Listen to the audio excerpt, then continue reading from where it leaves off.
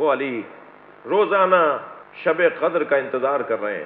کبھی بچوں سے کہہ رہے ہیں کہ عید میں کتنے دن رہ گئے، اور امام حسین نے جب فرمایا بابا 17 دن رہ گئے، معاف کیجیے گا 17ویں تاریخ تھی، فرمایا بابا 13 دن رہ گئے.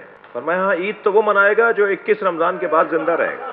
کبھی اپنے چہرے پر اپنی داڑھی پر ہاتھ پھیرتے ہوئے فرماتے تھے کہ کچھ لوگوں کی داڑھیاں تو خضاب سے رنگین ہوتی ہیں، اور کوئی ہے جس کی داڑھی اس کے سر کے خون سے رنگین ہوگی. جب مولا کو ضربت لگی نا اور عبد الرحمن ابن ملجم نے تلوار ماری، اجرکم اللہ، آپ کی آمادگی ہے، شب شہادت ہے، کل یوم علی، کل شہادت ہے، مولا علی کا دن ہے. آپ عزاداری میں اور مولا کی یاد میں خود کو مصروف رکھیں گے.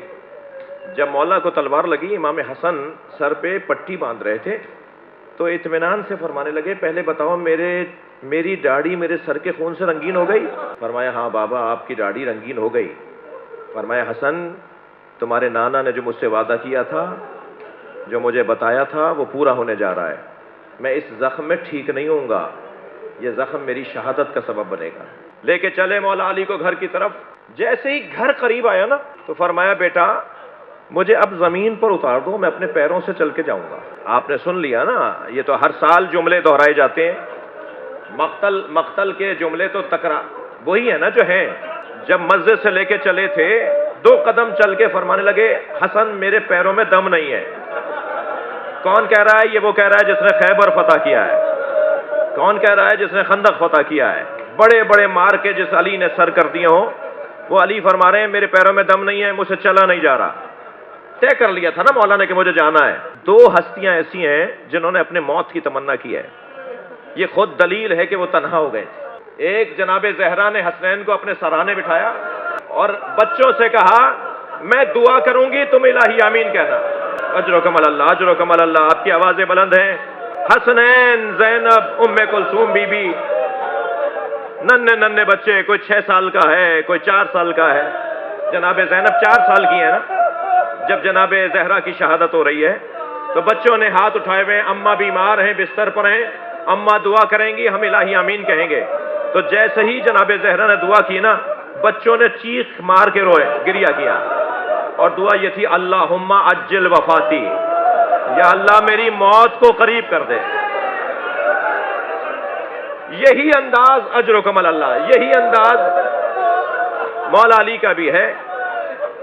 اب جانا چاہتے ہیں علی، اب علی اس دنیا کو چھوڑنا چاہتے ہیں. جس دنیا میں میرا نبی نہ ہو میں اس دنیا میں رہ کر کیا کروں گا؟ میں اب حسن جانا چاہتا ہوں. فرمانے لگے بتاؤ میری داڑھی رنگین ہو گئی؟ فرمایا بابا رنگین ہو گئی، مجھ سے چلا نہیں جا رہا. قالین بچھایا گیا، علی کو قالین پر لٹا کر بچوں نے قالین اٹھایا ہے.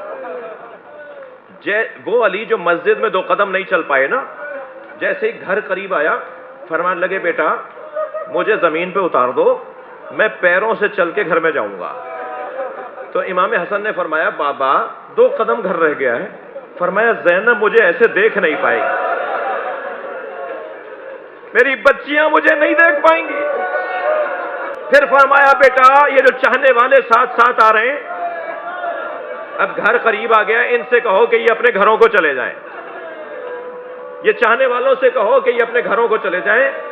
امام نے فرمایا بابا یہ دروازے تک چھوڑیں گے، یہ چاہنے والے ہیں.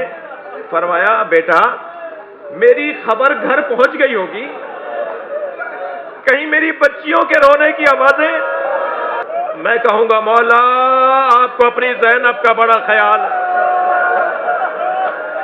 جو رونے آئے ہیں تکلف کر کے نہیں روئے، شب شہادت ہے. مولا آپ کو اپنی زینب کا بڑا خیال ہے.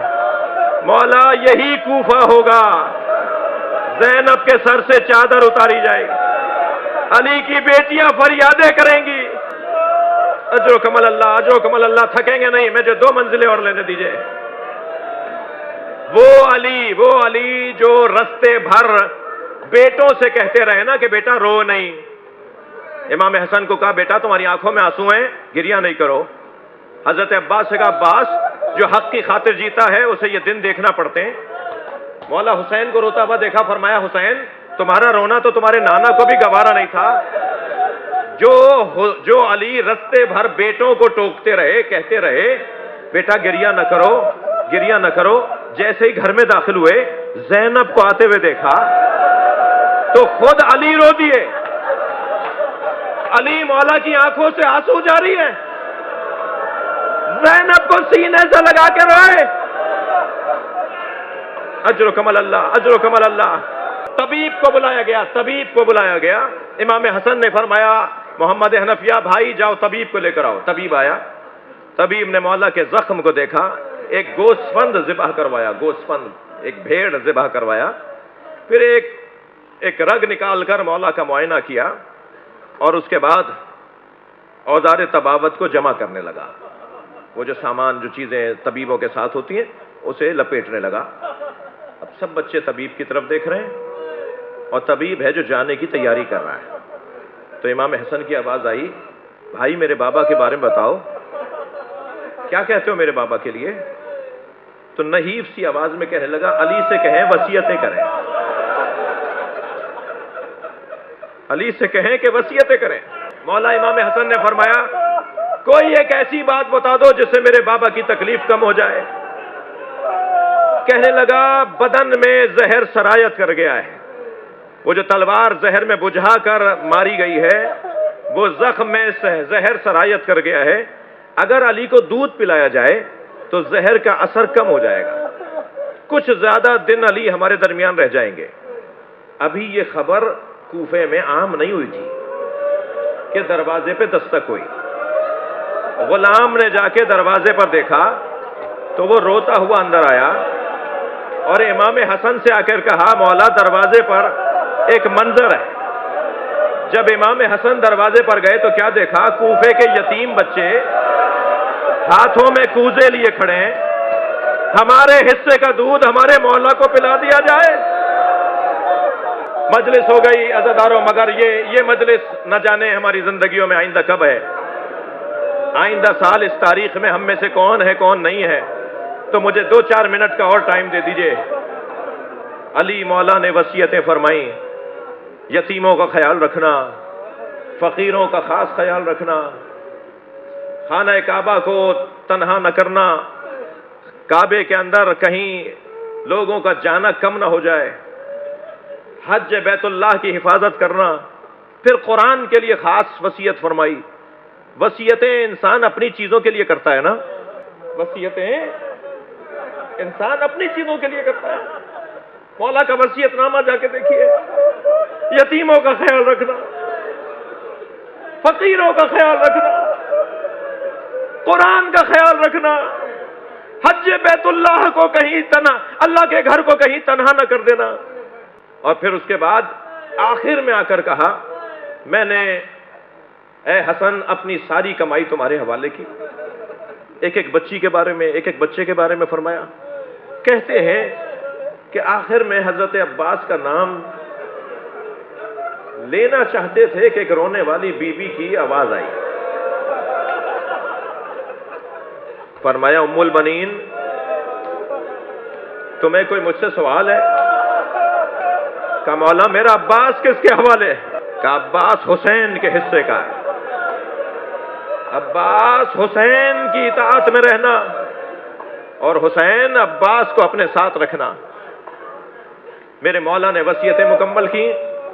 امام حسن امام حسین کا ہاتھ اپنے ہاتھ میں لیا اور فرمایا جب میں تمہیں فشار دوں نا تو سمجھنا تمہارے نانا مجھے لینے آ گئے, تمہاری ماں زہرا مجھے لینے آئی ہیں, ملک الموت مجھے لینے آیا ہے.